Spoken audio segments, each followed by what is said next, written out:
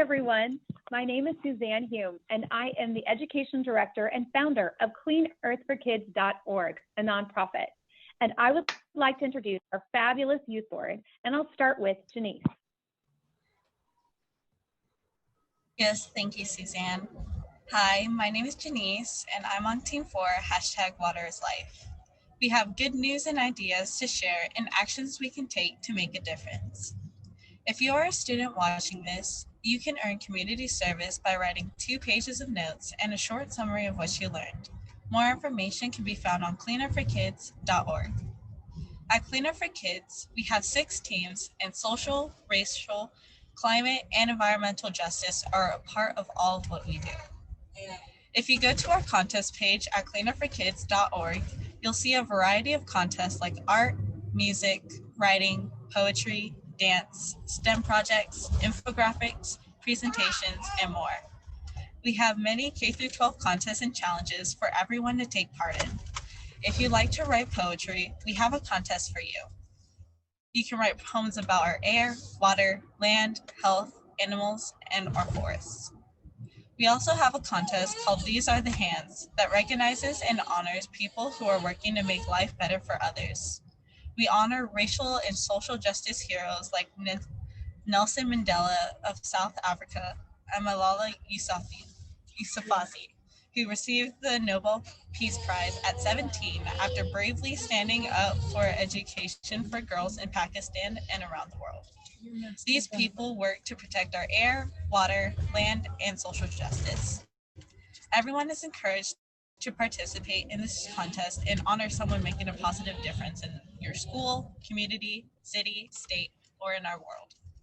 You are welcome to draw and decorate a picture of a hand with symbols, words, and pictures to honor a person's work. Thank you. It is also important to look for the good and work with others who lift you up and work towards positive solutions.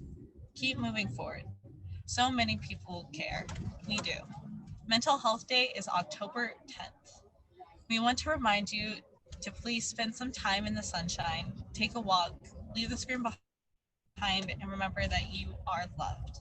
Spending time in a green place or bringing nature into your everyday life can benefit both your mental and physical well-being. For example, doing things like growing food or flowers, exercising outdoors, or being around animals can have a lot of positive effects, like improving your mood, reducing feelings of stress and anger. It can also take some time out of your day to make you feel more relaxed. It can also improve your physical health, improve your confidence, your self-esteem, and it can help you be more active and make new connections. Don't give up. Your life is and will make a difference. If needed, seek counseling from a trained psychologist or school counselor. If that person is not fit for you, find someone else who is knowledgeable and supportive. We have resources and hotline numbers on cleanerforkids.org. Know that seeking out these hotlines and getting yourself help is not a bad thing. It's just that you need someone other than yourself to support you and make a difference in your life, just like how you are making a difference in other people's lives. Hi there, I'm Jonah. I'm filling in today for Leanna, who's back at school. She's a student at UCSD, and Leanna has part of the tons of things that she does here at Cleaner for Kids is working on climate action plans and renewable energy and sustainability. So our website has examples of climate action plans and resolutions for cities and school district, and people can submit climate action contests, ideas, and actions on our website. This week in the United States, we're celebrating Air Quality Awareness Week. And the science is clear that clean air saves lives and reduces healthcare costs and keeps workers healthy and boosts their productivity. And the Clean Air Act is a law that was passed by Congress 50 years ago to reduce air pollution, improve our health, help us live longer and healthier lives. This is an act that we can't have rolled back or taken away. And there are 100 rollbacks or cuts to our protection of our environmental resources and ecosystems by the Trump administration. But there's actions that you can take to help. Knowledge is power. So let's learn all we can to make a difference and help fight against these rollbacks. In 2020, the Clean Air Act programs will prevent up to 370,000 premature deaths. And over 20 million people in the United States live in counties with annual fine particle pollution levels that are above the legal limit. So that means that they're breathing in particles that are bad for their health.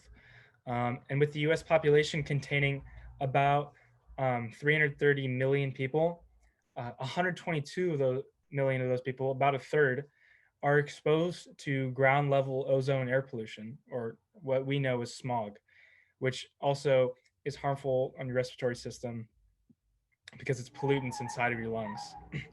In addition, in this age of having a pandemic that is a respiratory pandemic, Harvard researchers have indicated that significantly higher COVID death rates in the United States counties. The death rates are higher in U.S. counties that have even slightly elevated levels of soot and smog air pollution. And this study from Harvard found that a person living for decades near high levels of fine particulate matter is 15% more likely to die from the coronavirus. And this is because long-term air pollution exposure can lead to deadly acute respiratory distress syndrome, or ARDS. And the risk of this increases with age, as well as the severity of illness. So because of these rollbacks by the Trump administration, our air quality and health is now at a much greater risk because air pollution endangers our health and our lives. Now, the Environmental Protection Agency is rolling back or taking away protections. We're concerned about the deadly air pollution coming from cars and coal-fired power plants, and the Environmental Protection Agency has refused to set a stronger fine particle air pollution limit that would help prevent more than 12,500 premature deaths every year. So Kevin created a slide showing the deadliest form of air pollution called fine particulate matter, or soot. And this soot is harmful because these microscopic particles can go really deep into your lungs and get into your bloodstream and spread all throughout your body, damaging your hearts, lung, your brain, and your kidneys and other vital organs. And there's short and long-term exposure risks to polluted air and health problems at levels far below the current Clean Air Act limits. So there's really more regulation that needs to be made because air pollution is such a concern. If we want clean air and water, we need to stop these rollbacks from happening. But there's tools we can use, such as Tracking California. And some of these rollbacks have also limited science and scientific data, things like environmental reviews, as well as the public's ability to be informed and to voice their opinions on environmental issues. So these rollbacks cut decades of not only environmental protection and legislation, but it also they undermine our ability to make our voice heard. In fact, NEPA, which is the National Environmental Policy Act, which was passed in 1970, this has been the cornerstone and foundational environmental law for the last 50 years, and now it's being cut as one of these rollbacks. And it seems that the Trump administration is attempting to cut basically as many protections for air and water as they can before this election, and allow these polluters to pollute as much as possible before this election happens, which is obviously such a disappointing thing for our leadership to be doing. Big polluters like oil companies and pesticide companies have given large amounts of money to Trump's campaign, and the Trump administration has gutted the law that requires environmental impact studies to be done of federal work projects that could negatively affect ecosystems. NEPA looks to see if projects are damaging to water, air, wildlife, and other aspects of ecosystems. And if so, if they determine that these federal projects are damaging, then discussion happens about ways that things can be designed and built that are less harmful. Sometimes a thorough NEPA review has shown that the project would be so harmful and damaging that it must be stopped. And now, without NEPA, racial, social justice, climate, and environmental justice cannot be served because NEPA helps to protect communities of color and low-income people who have less resources to fight projects which harm their air and water. Did you know that 71% of Black Americans live in counties in violation of federal air pollution standards? That's 71%. These communities often have worse health outcomes and higher rates of asthma and cancer. an issue that has become more pronounced during this pandemic. Trump has essentially given a free pass to polluters through these rollbacks. They've tried to fast track projects during the coronavirus pandemic and waived some enforcement of pollution laws that harm communities that live near these projects. The White House also invoked emergency authorities to expedite federal projects that might harm the environment and skip the reviews. These changes could lead to rapid approval of highways, larger oil and gas projects, and oil pipelines, which we know are very harmful to water health and ecosystem health. Federal environmental regulators also implemented a temporary policy to relax some of the reporting and monitoring requirements that are usually required under clean air and water laws. So we're extremely concerned about these 100 rollbacks and taking them very seriously because they're stripping us of our protections, which could result in problems for our health.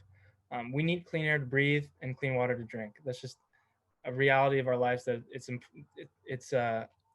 it's terrible that our government would make decisions that actively go against our clean air and our clean water. So much of what we do is about these rollbacks, and we're so grateful to tools that have been made to help track these rollbacks, like the Harvard Tracker. And we learned about this tracker because of the New York Times, and it essentially lets us know whenever a new one of these rollbacks happens or whenever an update regarding one of these rollbacks takes place. So please visit cleanearthforkids.org to learn more about the 100 rollbacks and actions that you can take against them. And here to tell us more is Courtney. Hi, thank you, Jonah. So my name is Courtney and I'm working on Team 3 for Clean Air. Clean air is so important to me because it reduces health risks that we all face, such as asthma, which I have. I also think it's important for our future generations. I recently became a new mother, and it would be heartbreaking to see my daughter along with other children grow and develop while breathing in polluted air.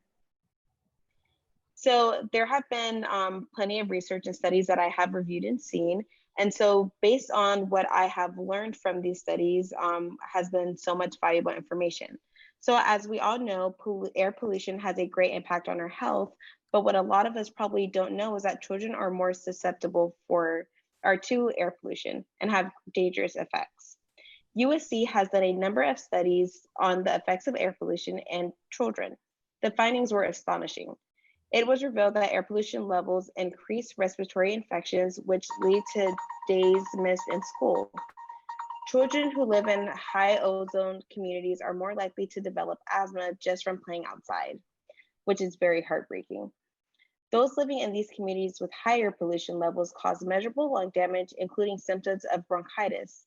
Not only do children live in high ozone communities have greater risk of respiratory infections, but those who live close by busy roads have the same risk as well.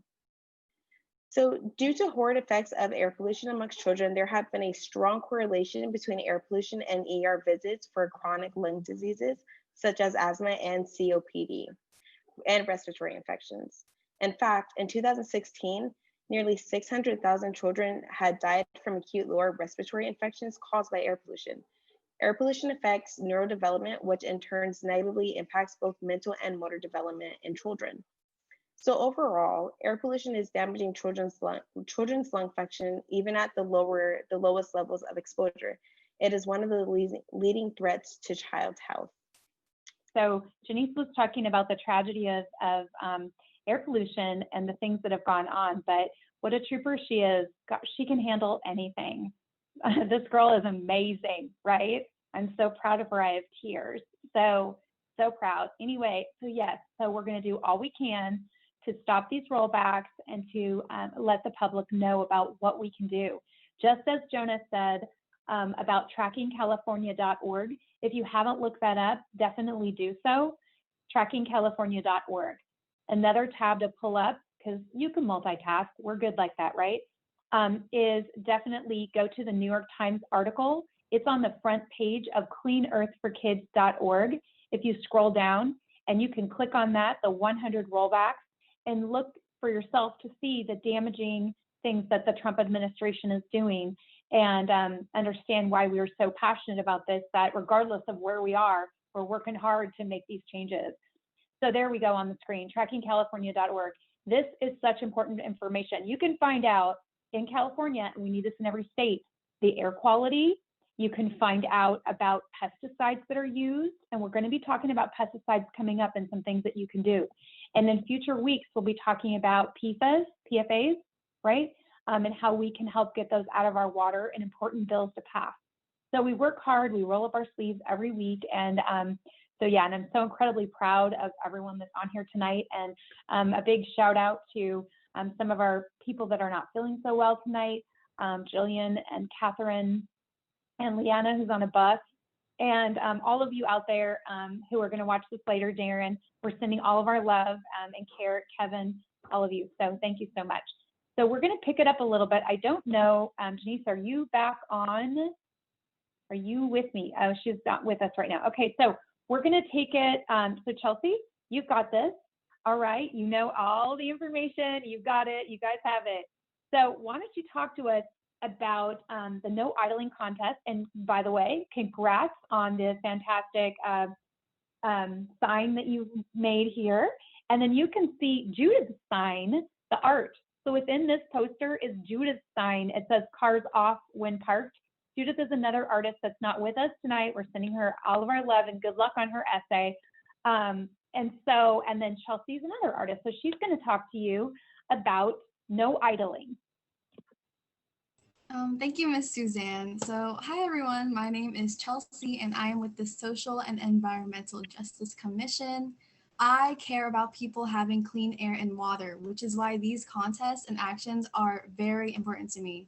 If you are a K-12 student, you're welcome to enter our No Idling sign contest by emailing us a picture of the No Idling sign you drew or made on your computer. Of course, interns and adults can help us with this contest. The No Idling sign contest is important to me because car exhaust is poisonous. 1 minute of idling has more carbon monoxide than 3 packs of cigarettes. These signs will bring change and help protect kids from toxic car exhaust and remind drivers to turn off their engines when they're parked. This is especially important outside of schools or where children are present. So we must keep the air safe, decrease toxic car exhaust, and reduce air pollution because kids breathe here. To join, you would draw a no idling sign, take a picture of it, then email it to us. Directions are on our website under contest and community service if you happen to be confused with anything. If your no idling sign is chosen, then your sign can be printed on a metal pole for $15 and will be posted in front of a school or at a park. No idling signs should be placed in parks, in front of cities and school buildings to protect the air children breathe and reduce deadly air pollution as well as greenhouse gases causing climate change. You can make a difference by joining our contest. For sure. And so thank you so much. And so these signs don't look nearly as fabulous as Judith's and the ones that people are creating, right, on their computers. Here are Judith's signs so people can hand draw them or they can do graphics. And so it's leaving a legacy. And so Janice, I know that you've got some questions for Chelsea. Are you with us? Okay. Yes. Let me, oh, there you go. Okay, there you go. Chelsea, how can people pass a no idling resolution at their school? And how do you think people will notice these signs and will remind drivers to turn off their engines and reduce car exhaust? Those are very great questions, Janice. So we have steps to help you pass a no idling resolution at your school or university. We are also here to help you. Here are the steps to pass a no idling resolution. So I'm just gonna read them. First, you go to the Team 3 No Idling page on our website, then click the link to the school resource packet at the top of the page and download the no idling resolution example. Add your school name, school district, or city to the no idling resolution and email it to your principal, school board, or city council, asking them to put up no idling signs. You can also attend a meeting to make public comments. During this time, you just say your name and ask for help. Remember not to give up, email them again or call if you do not get a response. and please reach out for help. And if you want to help translate material into another language, please let us know. By the way, John Williams on our panel tonight is helping us translate materials into Chinese. We are always looking for translators, and people in every field to help create and share things and spread the word. Thank you, Chelsea. Chelsea, we also help school districts pass a climate resolution asking for a committee of students to work with the school to reduce pollution and greenhouse gases. Why is passing a climate resolution important to do at your school, university, city, or business? And where can people get more information? So we have our climate resolutions for schools and universities posted on our website at cleanearthforkids.org. I think it's very important to pass a climate resolution at your school like we did in Vista and Oceanside school districts to bring groups of people together and make our earth a better place. Thank you. Thank you, Chelsea. Again, there are examples on our website at cleanearthforkids.org, and you can reach out to us for help. It's important that we all work on solutions. And a special shout out to Vista Unified and Oceanside Unified School Districts for passing resolutions and for all of those working to reduce air pollution and greenhouse gases. And a shout out to Vista Unified for making a huge progress to reduce the pesticides used on campus. We still have work to do, but major improvements have been made. Also, congrats to the City of Oceanside for passing an IPM and protecting kids playing in parks and on city lands from toxic pesticides. This is amazing. Great job from cleanearthforkids.org. The state of New York does not allow pesticides on its playgrounds. Many cities are stopping toxic pesticides on city-owned lands, but we must do more. And hats off to Hawaii that does not allow any herbicides used on its school campuses. We are trying to pass a bill, AB 345, sponsored by Al Matsusuchi. Originally, the bill was going to ban all toxic pesticides on school campuses, but it failed. So we tried to ban glyphosate or Roundup on all school campuses in California. It did not pass this time, but we will try again. Chelsea, could you please introduce Jonah? Yes, thank you. I would like to introduce Jonah from Team 4 and 5, who will be talking about pesticides. Thank you. So, yeah. So, Jonah, last week you spoke about bills that we can support to help ban pesticides. The information is so important. Can you please review this for us? But first, could you please tell us about pesticide drift and what it is?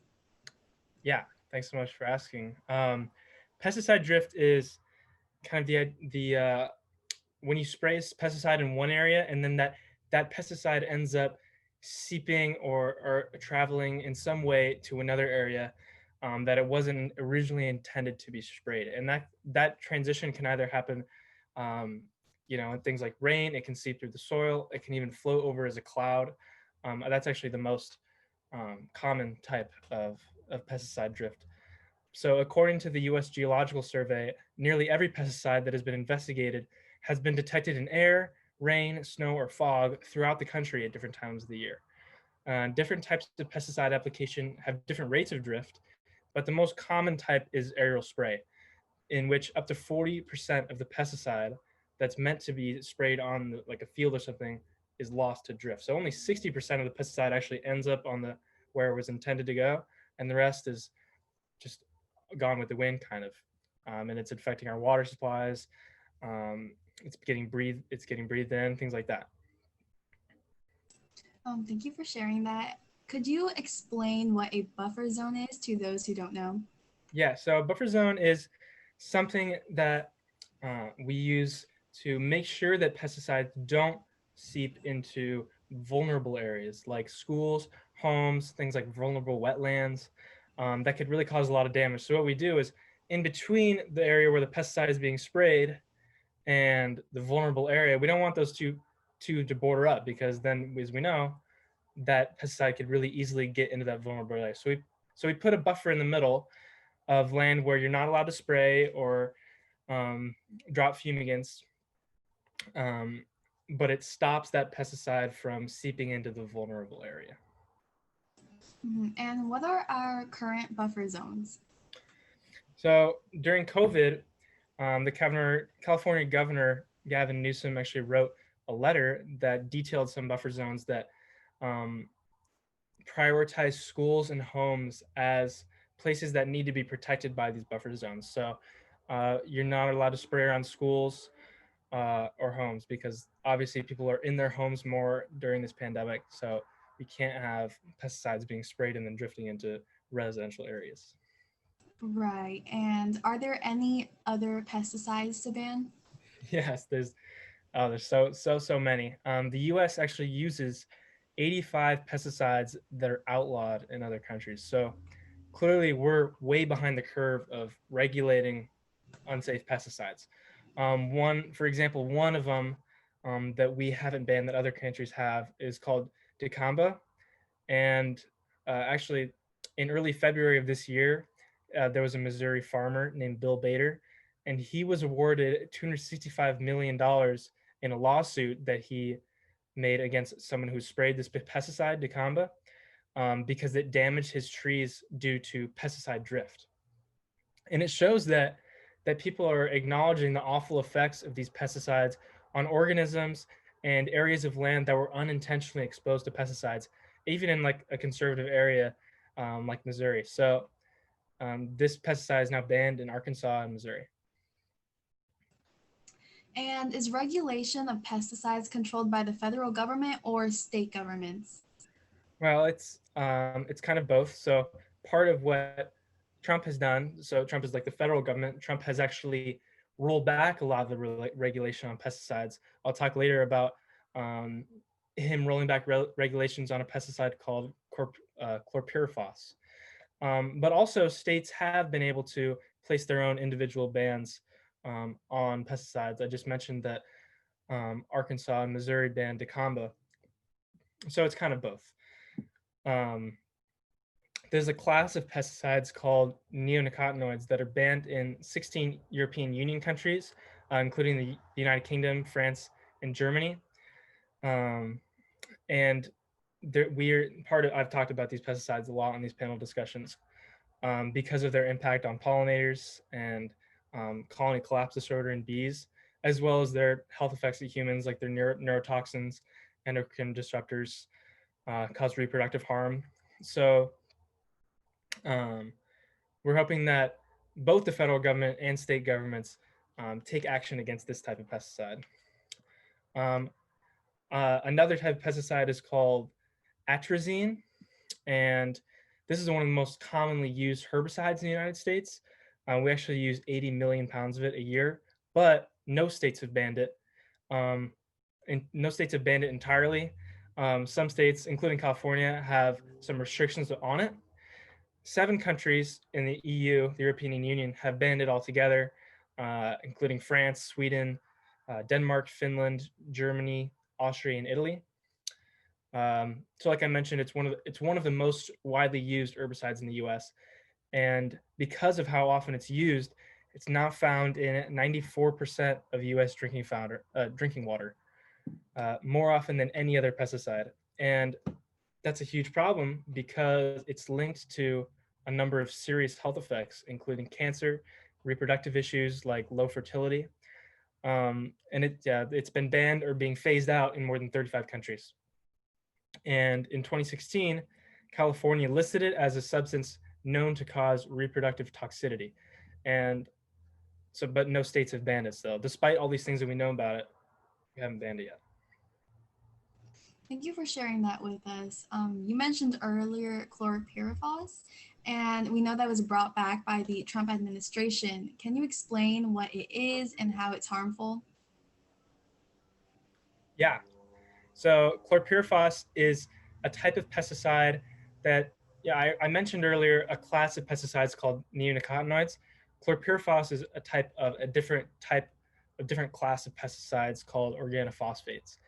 And it's really dangerous. It's classified as a neurotoxin that hurts your brain, and that particularly hurts kids because, it's they're on things that you eat like apples, peaches or like sweet peppers, your produce, it could have like a thin residue on the outside of that vegetable or fruit that could lead to it getting into your system. And a CDC study showed that children carry almost twice the levels of chlorpyrifos as adults. And chronic exposure levels were 4.6 times the acceptable level for children between 6 to 11 years and 3 times the acceptable level for youth, so 12 to 19 years. So yeah, it essentially it's a neurotoxin that harms your ability, your neurotransmitters abilities in your brain to communicate messages between nerve cells in your brain. So that can be really damaging to your central nervous system.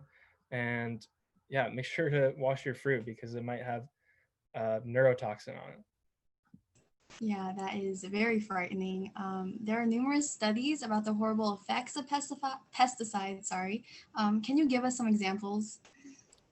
Yeah, absolutely. A recent UC Berkeley study found that they exposed a group to different levels of organophosphates, which is the category of pesticide under which chlorpyrifos falls. And it found that the group that was exposed to the highest levels of organophosphate during pregnancy was associated with a 7-point drop in the IQ scores of 7-year-olds. Okay. What research has been done about chlorpyrifos and developmental problems with children? Yeah, so another study by Columbia University found that 3-year-old children with higher exposures to chlorpyrifos while they were still in the womb were more likely to experience delays in development, attention problems like ADHD, and pervasive developmental disorder problems. A similar study by UC Davis found that mothers who live within a mile of fields where chlorpyrifos and other organophosphate pesticides were applied had a 60% higher chance of having children with autism spectrum disorder.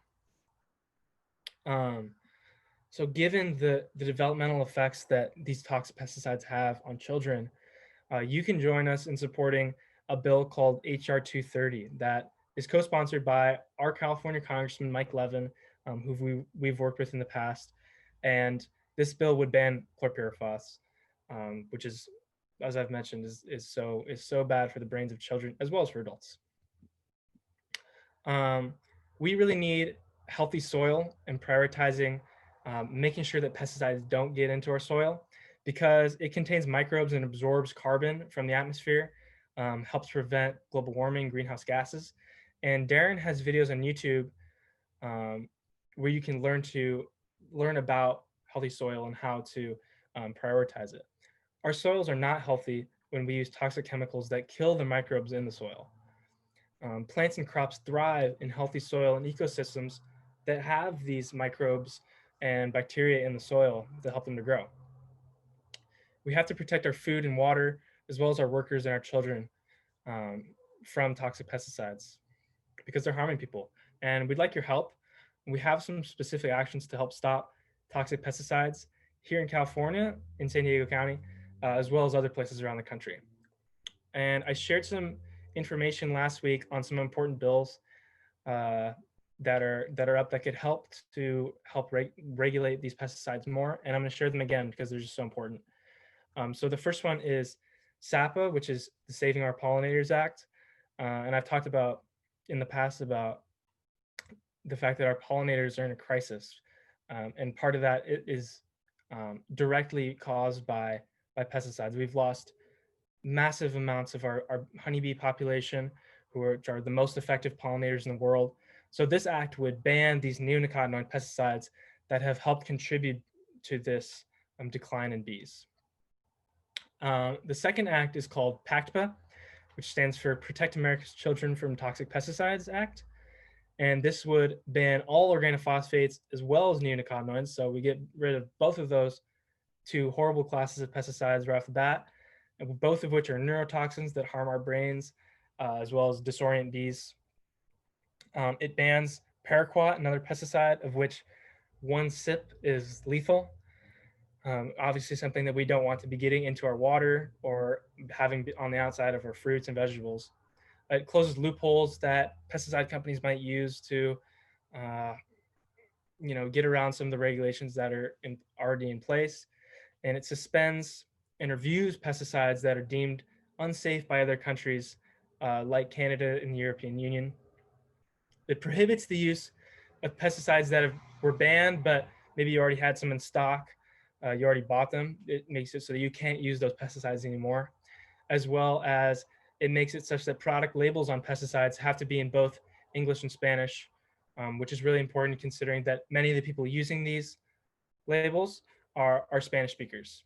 So it protects farm workers from being poisoned by something that they don't even know the effects of. The last action that I want to tell you about that you can take to help stop the use of neonicotinoid pesticides is to call the California Department of Pesticide Regulation. And you can do this before October 30th. And I've done this in the past, and it's just a really good way for you to directly say to your elected officials and legislators that you're not okay with this, and we need to regulate. So with that, I'd like to introduce John Williams. Thank you, Jonah. And it's really great that you called them up, because taking action like that's super important. So that's great. And also thank you to Team 5 for working to stop toxic chemicals and pesticides to protect our children, our workers, farm workers, communities, our water, our air, and our land. So yeah, agricultural pesticides in California are regulated, like Jonah said, by the Department of Pesticide Regulation, the DPR. But this does not mean that the pesticides used are safe. Less than 1% of the 84,000 chemicals used in the United States are thoroughly tested for safety. And that's according to the Center for Effective Government, which is a nonprofit based in DC.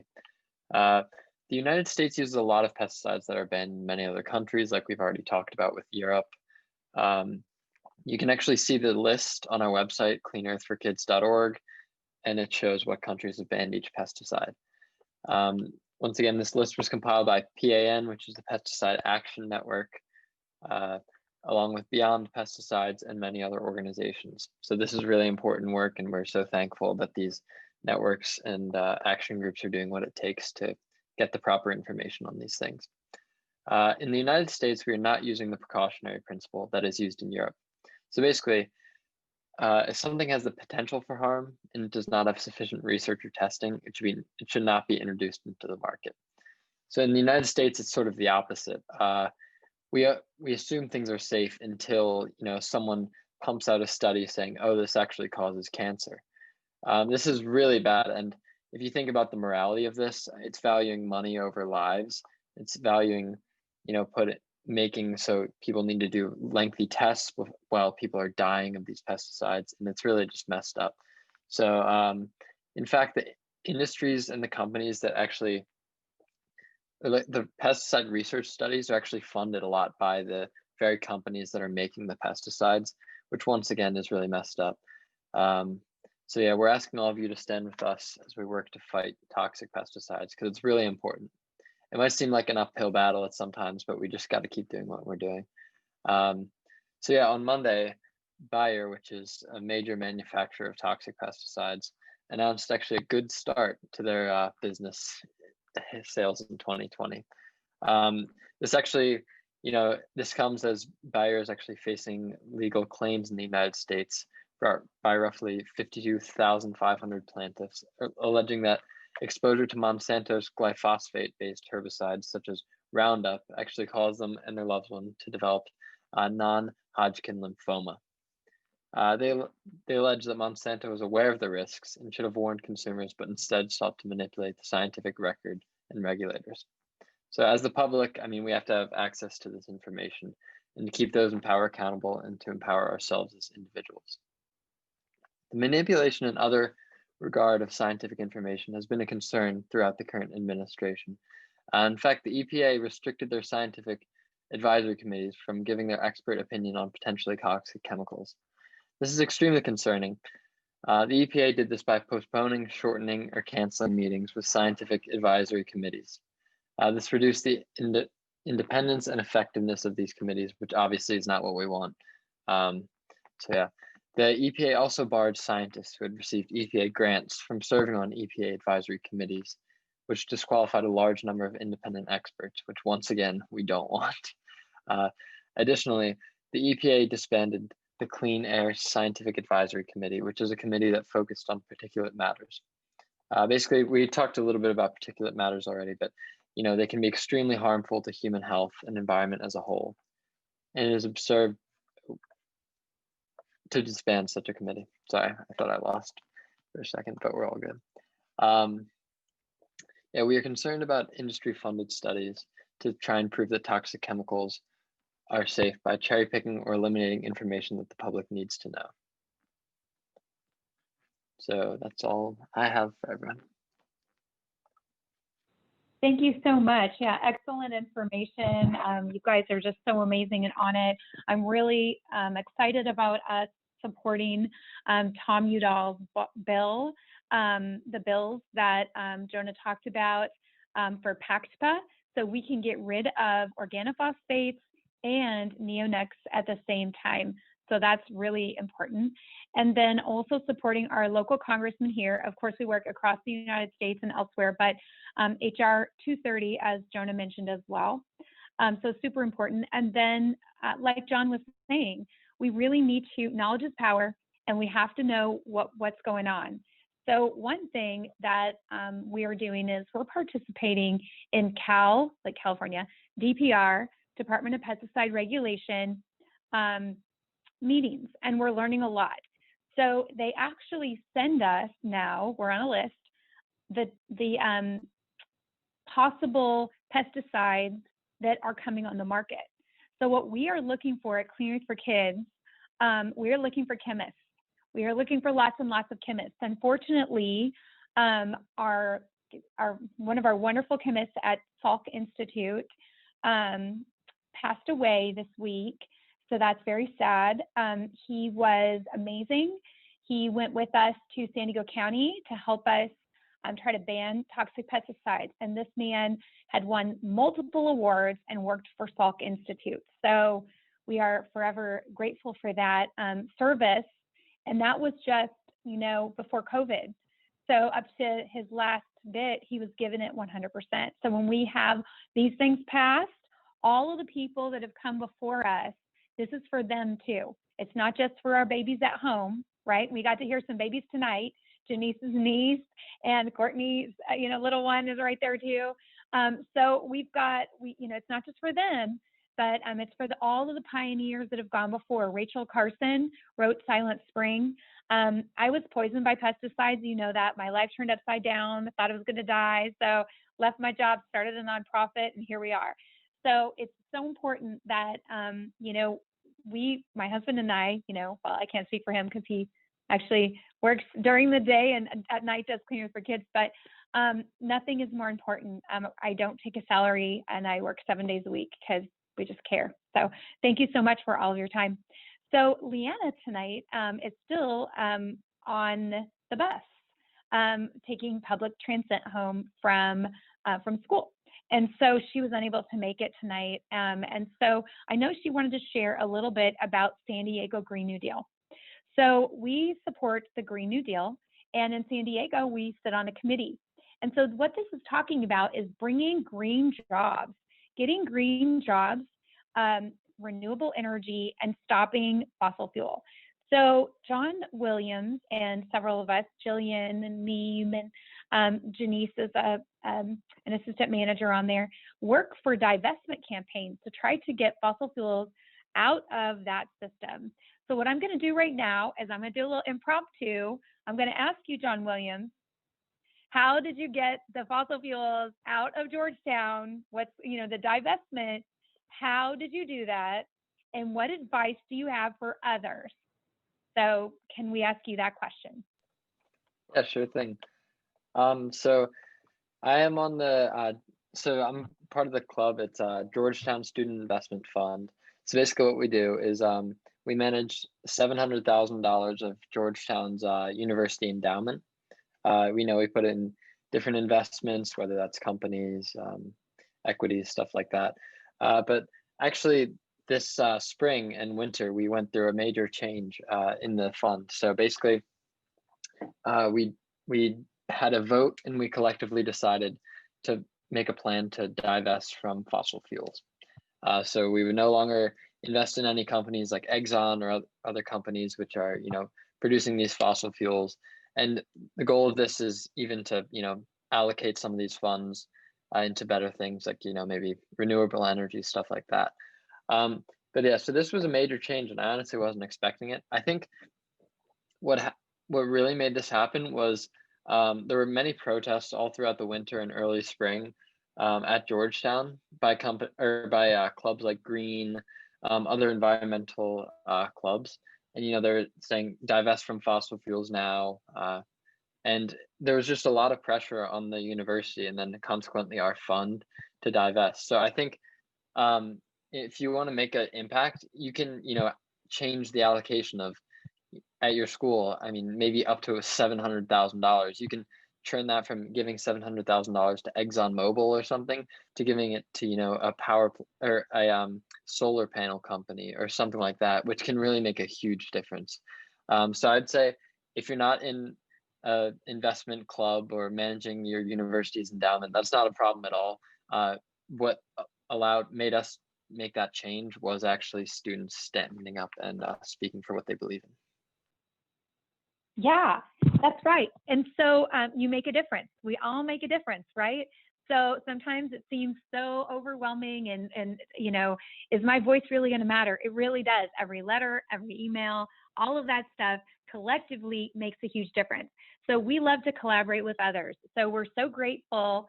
We're so grateful to all of those that, that are out there doing the work, like Keystone XL Pipeline. Janice has worked, and Jonah and others, to try to stop this Keystone XL pipeline. This pipeline is going to go through waterways and rivers over 1,000, right? And so last week we were on the call with Montana, and it's easier than you think.